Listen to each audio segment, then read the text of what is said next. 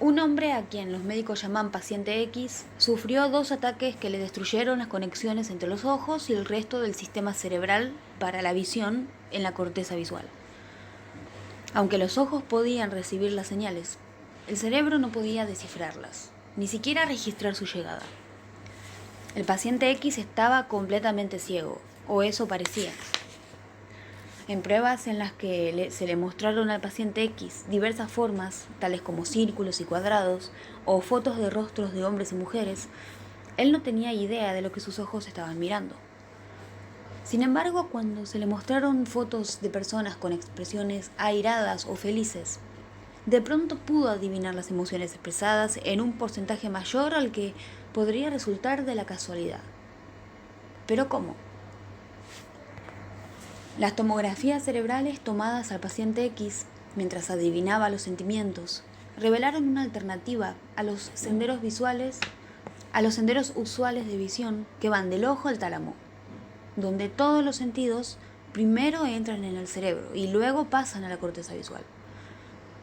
La segunda ruta envía información directamente desde el tálamo a la amígdala. El cerebro tiene 2, derecha e izquierda. Entonces la amígdala extrae el significado emocional de los mensajes no verbales, ya sea un entrecejo fruncido, un súbito cambio de postura, una alteración en el tono de voz, incluso microsegundos antes de que sepamos lo que estamos mirando. Aunque la amígdala tiene una sensibilidad exquisita para tales mensajes, su cableado no proporciona un acceso directo a los centros del habla. En este sentido, la amígdala es literalmente muda. Cuando registramos un sentimiento, hay señales de nuestros circuitos cerebrales que en lugar de alterar las áreas verbales, donde las palabras pueden expresar lo que conocemos, imitan esa emoción en nuestros cuerpos. De modo que el paciente X no veía las emociones en los rostros, sino que las sentía. Un estado llamado visión ciega afectiva. En cerebros intactos, la amígdala usa este mismo sendero para leer el aspecto emocional de lo que fuere que percibimos. De nuevo.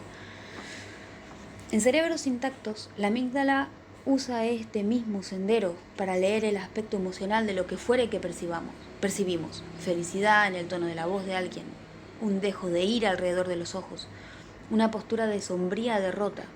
Y luego procesa esa información subliminalmente por debajo del enlace de la conciencia alerta.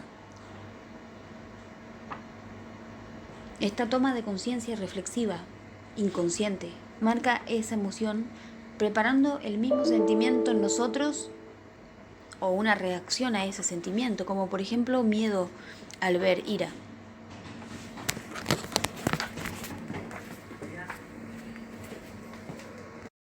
Un mecanismo clave para contagiarnos un sentimiento de otra persona.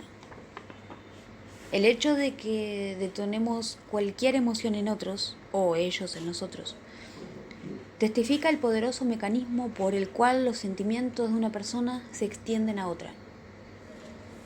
Esos contagios son la transacción central en la economía emocional, el dar y recibir de sentimientos que acompaña cualquier encuentro humano que tengamos, sin importar cuál es el asunto concreto que nos ocupe. Consideremos, por ejemplo, un cajero en el supermercado del barrio cuya charla animada contagia a cada uno de los clientes.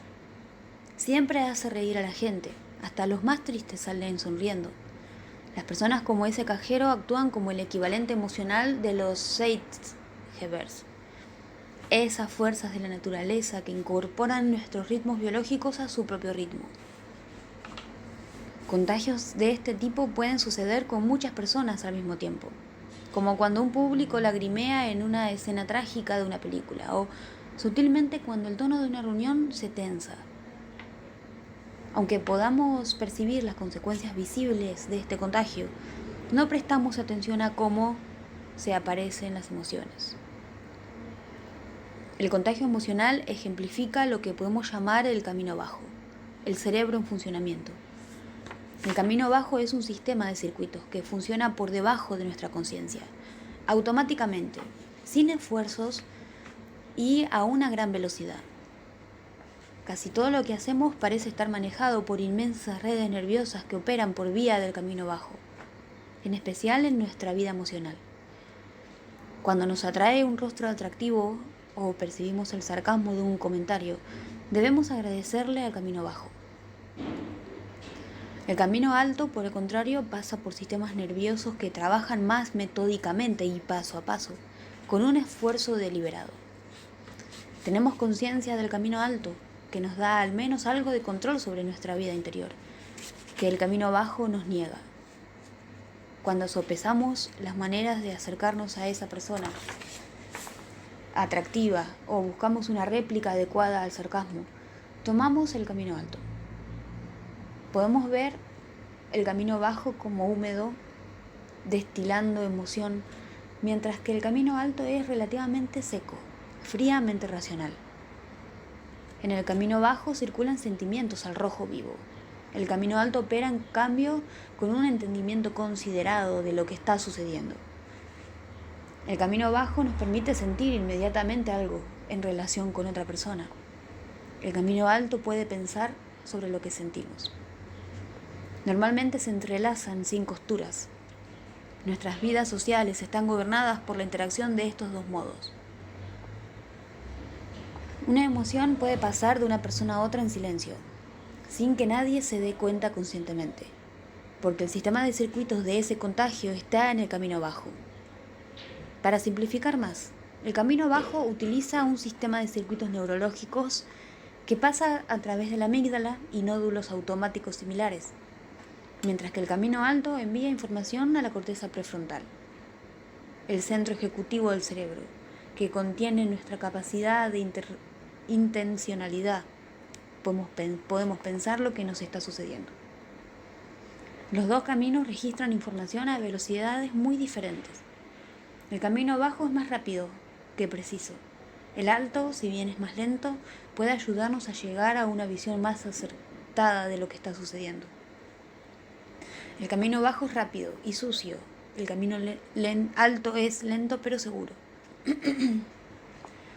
En palabras del filósofo del siglo XX John Dewey, uno funciona diciendo vamos adelante, primero actuemos y después pensemos, mientras que el otro es más cauteloso y observador.